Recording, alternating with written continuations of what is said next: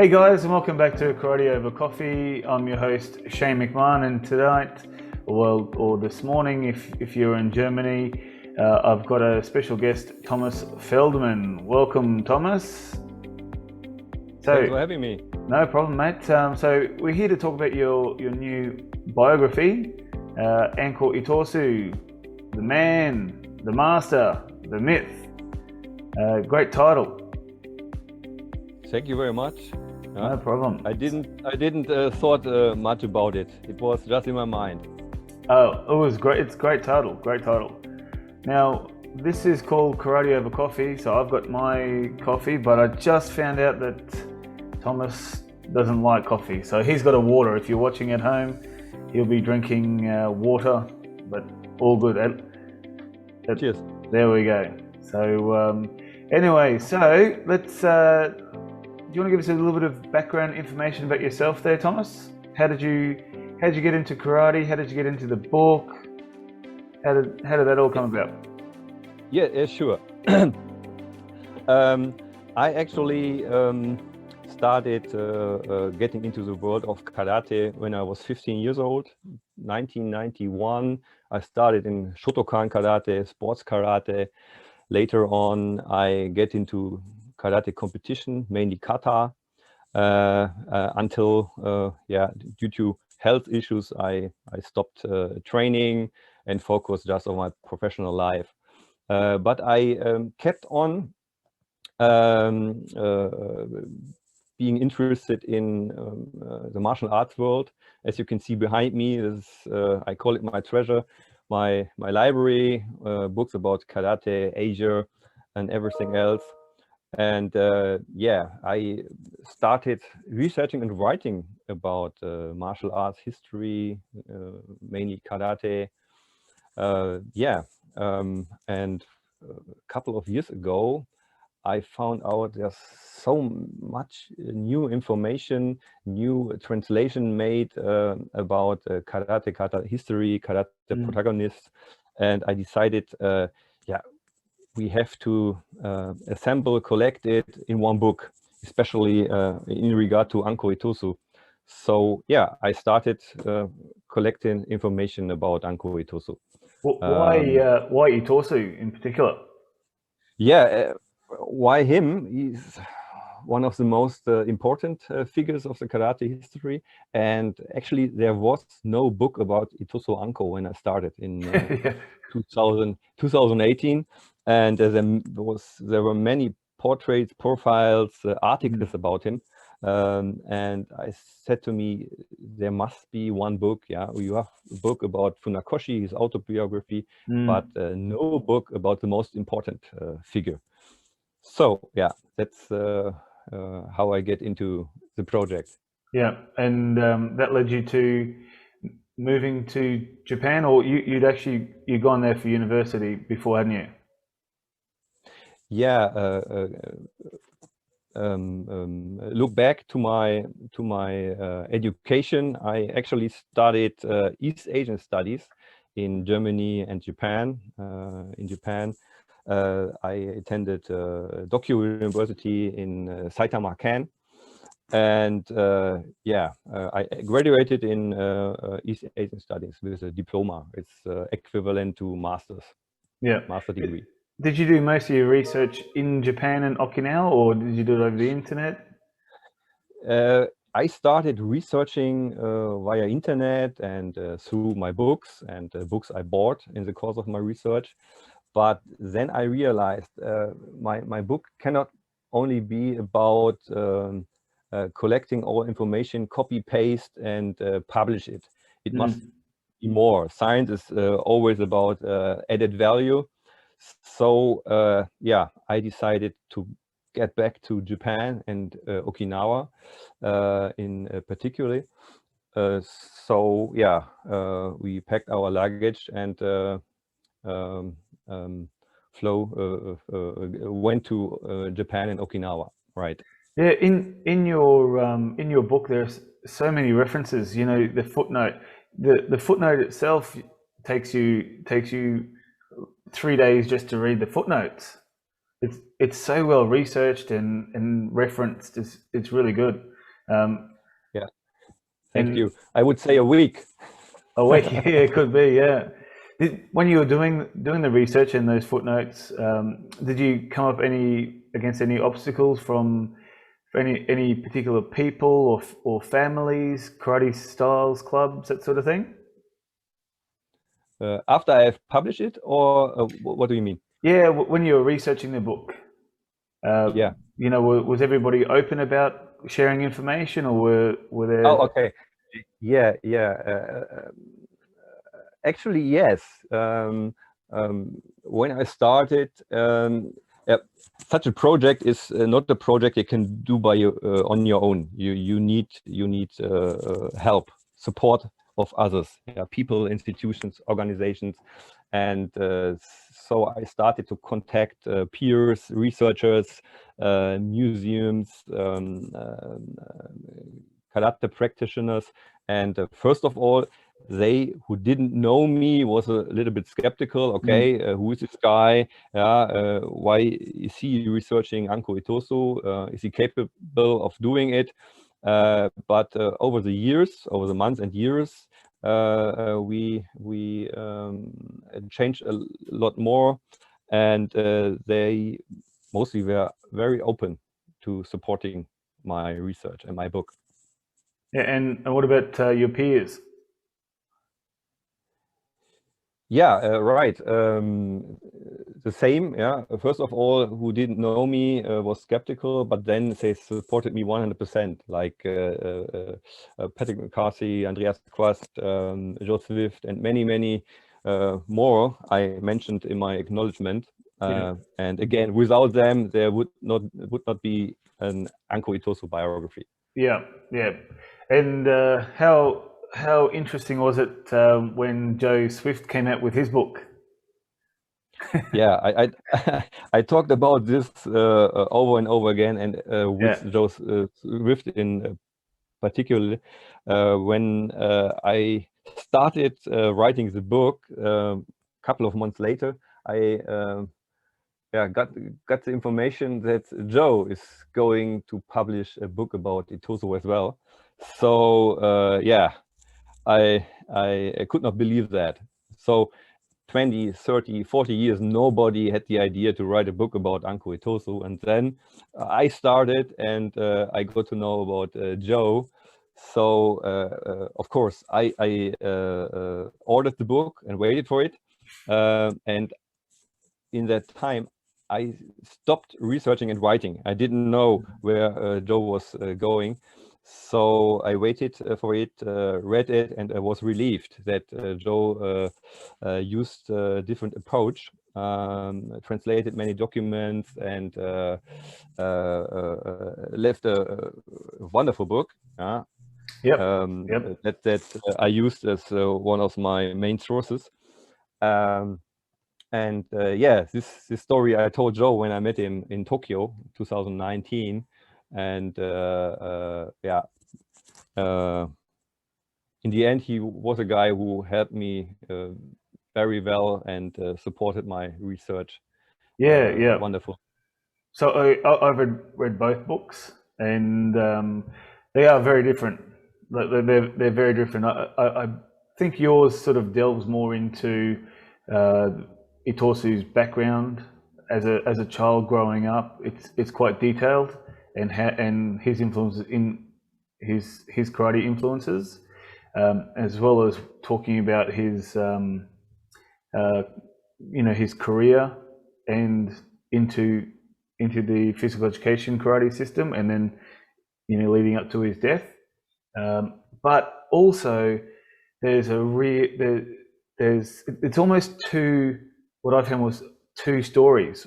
One about Itosu, and the other about the change in Okinawa, the politics, Japan's influence. Like it's almost two stories next to each other. Right. And right. So that's right. Yeah, so I think that gives it a lot of background, a lot of context into how karate shaped and how Itosu shaped as well. Because without that political influence from Japan, and without the Japanese annexation of Okinawa, I can't see karate being around now. Exactly. My intention was to draw a complete picture as possible, and I wanted to write cradle to grave biography.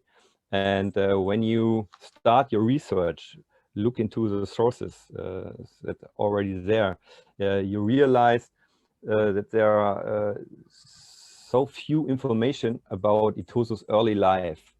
So you had to bring in information about the scenery, the history, and the atmosphere where Itosu was born and grew up. So as you said, there are many information about the history, and particularly when it comes to the early times of Itosu Anko, there's much information about the history.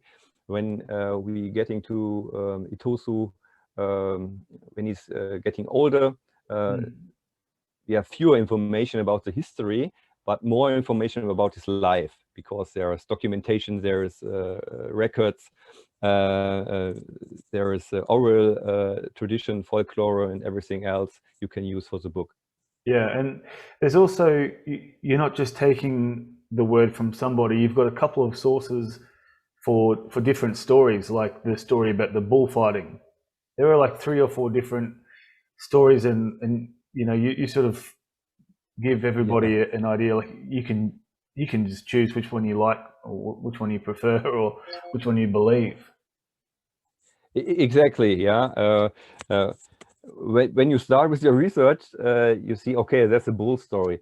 And when you're going deeper into the subject, you realize there's another story and another one and another, and you don't know what is based on what. So I decided to use, in case of the bull, maybe 3 or 5, 3, 4, 5 stories, and decide the reader. What could have happened, what could have really happened back then. So I think we do not know for sure in regard to the bull story, but I'm pretty sure it happened something, and the reader can decide for himself what happened back then. Sounds exactly how kata has evolved, right?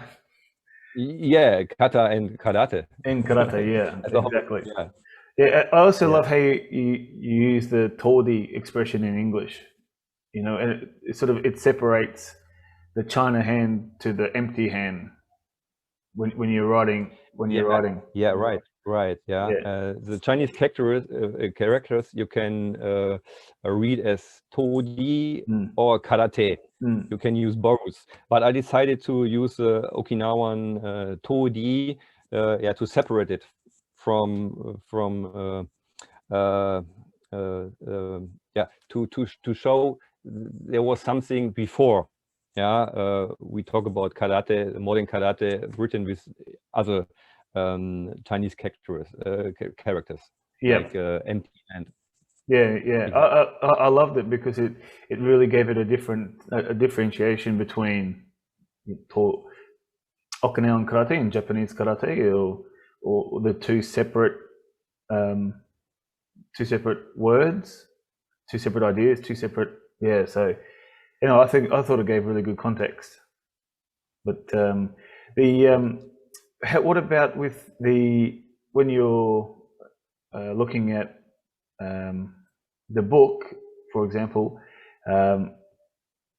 was there anything in particular, because you've been researching it for quite a long time, was there something in the Itosu book or in the research that you found really surprising about Itosu or about the karate?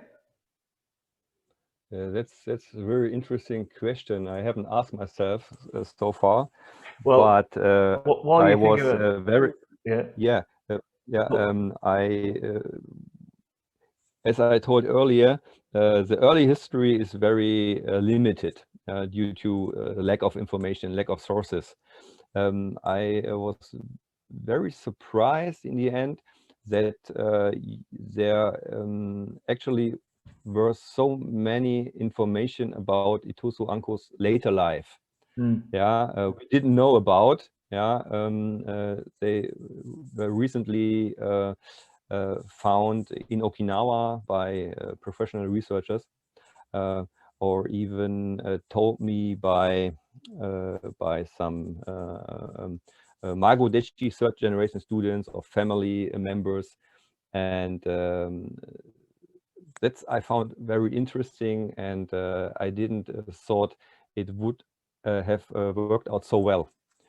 Yeah, especially the later years of Itosu Anko. Yeah, and you use that Magodeshi as pupil or student. So in the book, it's a direct lineage. Exactly. When you start a research, you have to check before you go in deeper. What are your resources? What are your sources? Yep. And you collect everything there is, and then you ask yourself. You need also experts supporting your research. You can talk to your peers, to your karate experts, historians, etc. But what about people who actually saw Ankō Itosu when he was alive? And in regard to his life dates, there's possibly none who's still alive. Yeah. There was one thought. I read a story in Okinawan Times. Maybe there was a lady living in a hospital. How you call elderly care, right? Elderly, yep. Yeah, and she was 105 or 6, and I thought, okay, she actually could have met Ankō Itosu. Yeah. So who's going to go to the lady and ask her, here's a picture, is this Itosu Anko or not? It didn't work out. I didn't work out. I can tell you, but interesting idea.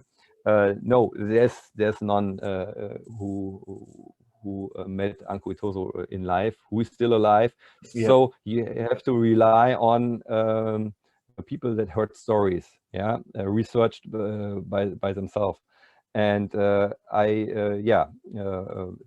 are Magodeshi, as you said, third generation students, karateka who trained with Ankō Itosu's students. And I checked out the internet and all the books and found a couple of Magodeshi 2025. Some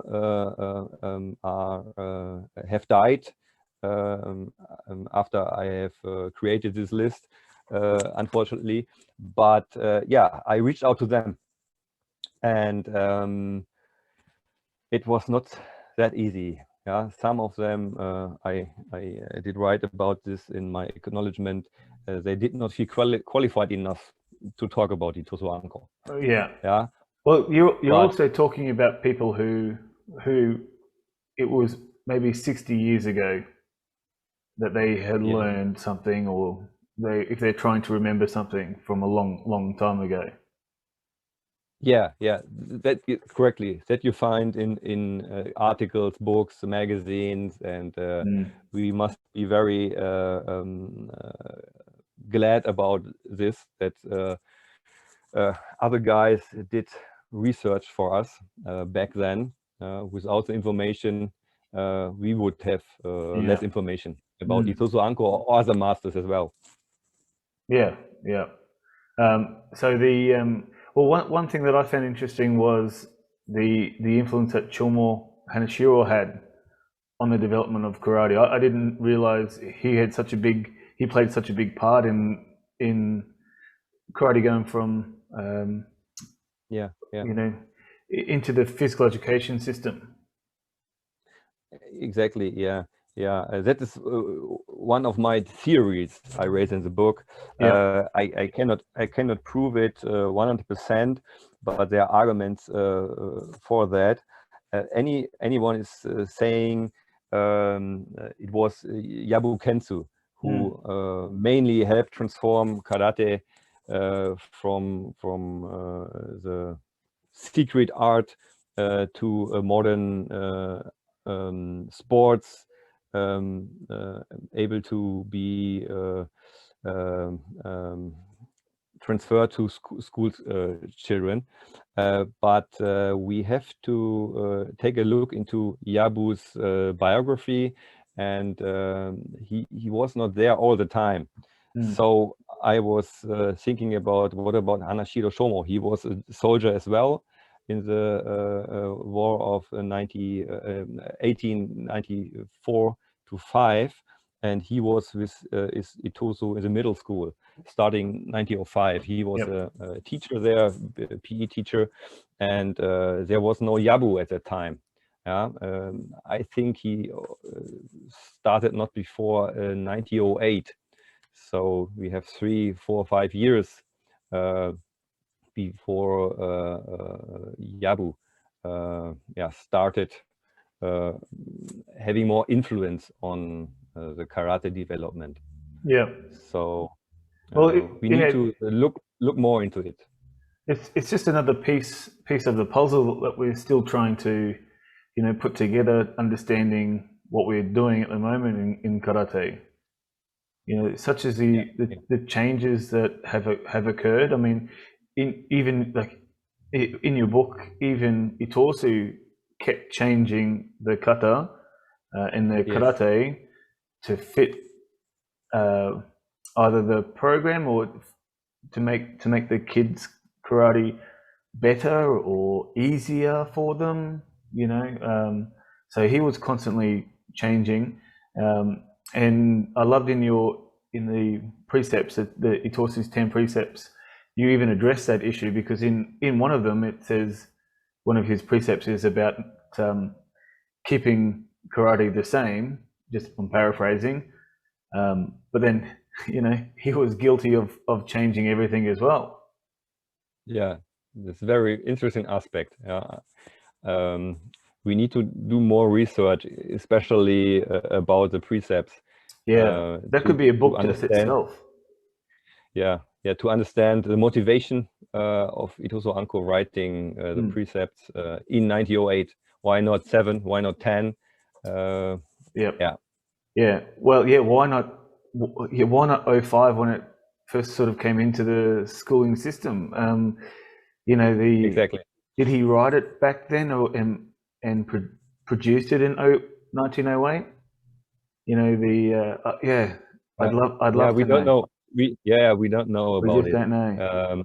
So very interesting aspect of Itosu's life, and why he, as a pacifist, would suggest karate to be a part of military education. So we don't know.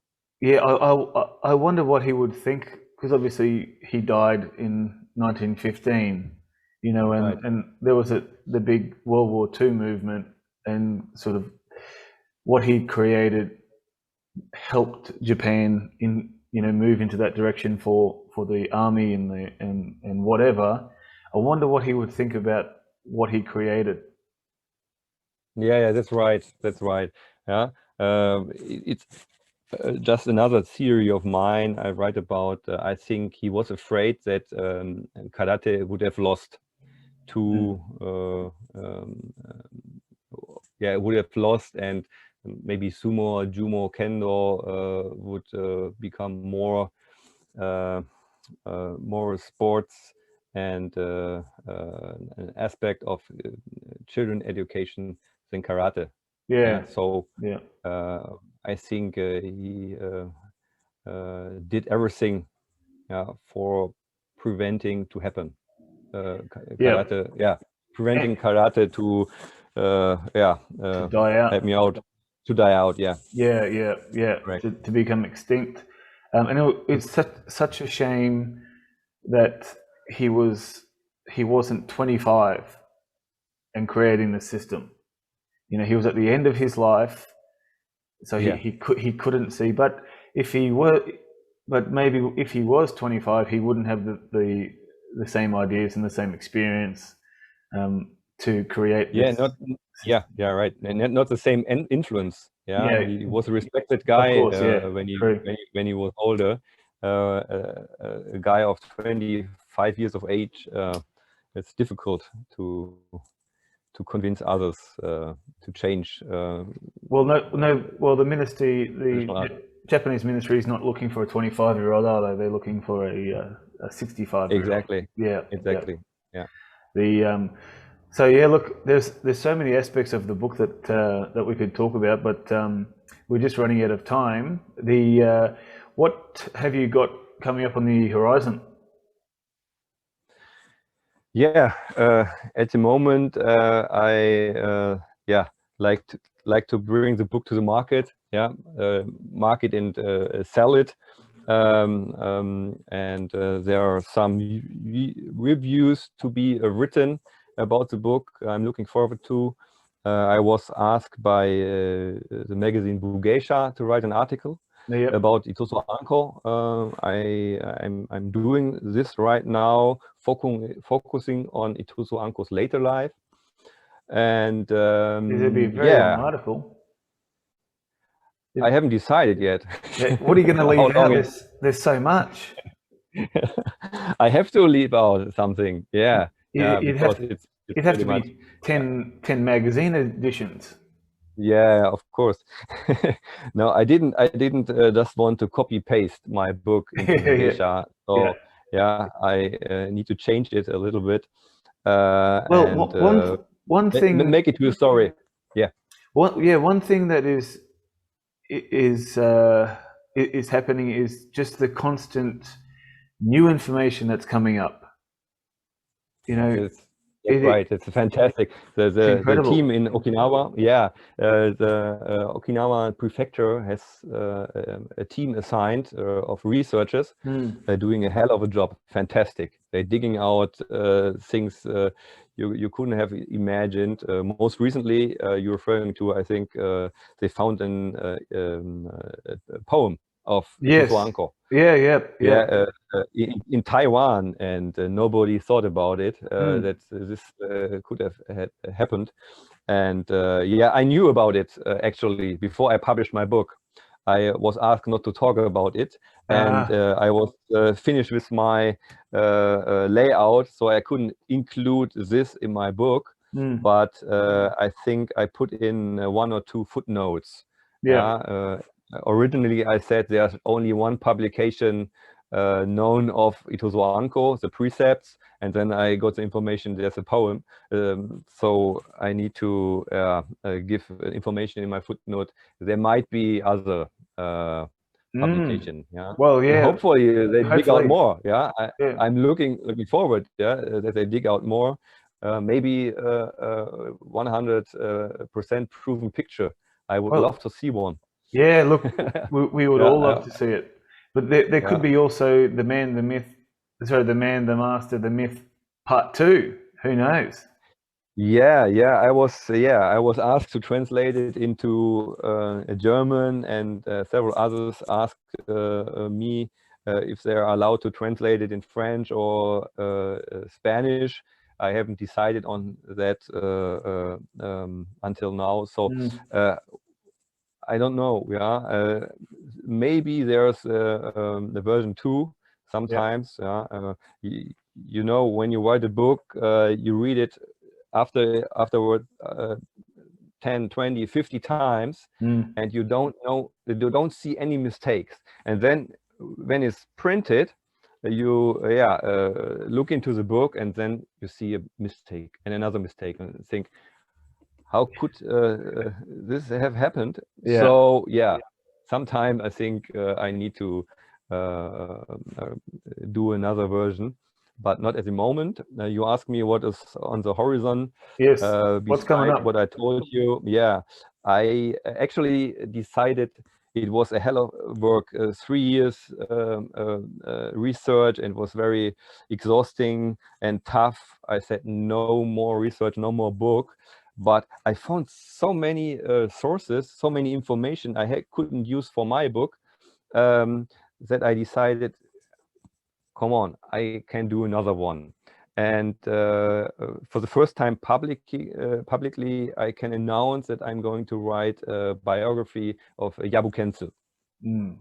Brilliant, brilliant. Yeah, thank you. I already started research, and I think I will start writing in the next couple of months. Yeah, hopefully going back to Okinawa next year. Yeah, there's not much information out there about Yabu Kensu. Yeah, right. There's no book about him, but when you dig deeper, and I already collected many information, I think we will find more about Yabu than about Itosu Anko, I'm sure. Yeah. Well, we'll have to do the interview again in 3 years or 4 years. How long do you reckon?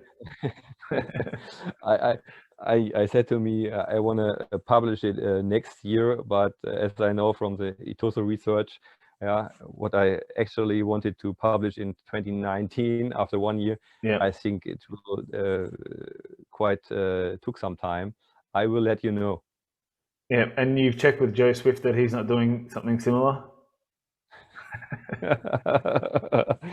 yeah, I have to call him and forbid him doing it. No, I'm so thankful for Joe Swift's work.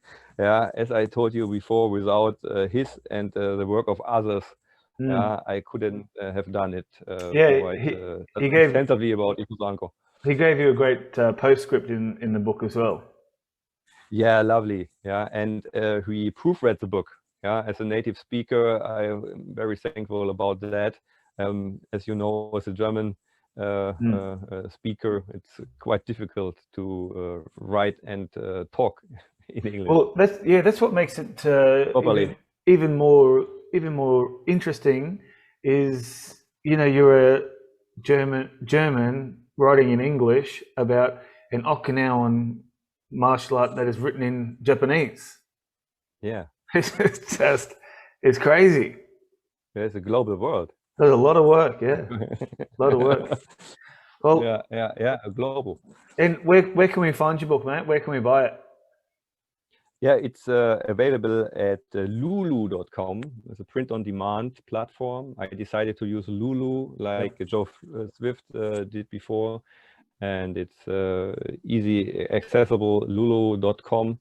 And type in Itosu Anko, you will find The Man, the Master, and the Myth, Joe Swift books, and many other books about martial arts as well. Yeah. Well, if you're watching on YouTube, you can have a quick look at the cover. But I love the cover. It's beautiful, really cool, and it's kind of fitting because it's the man and the myth, because you can't see his face.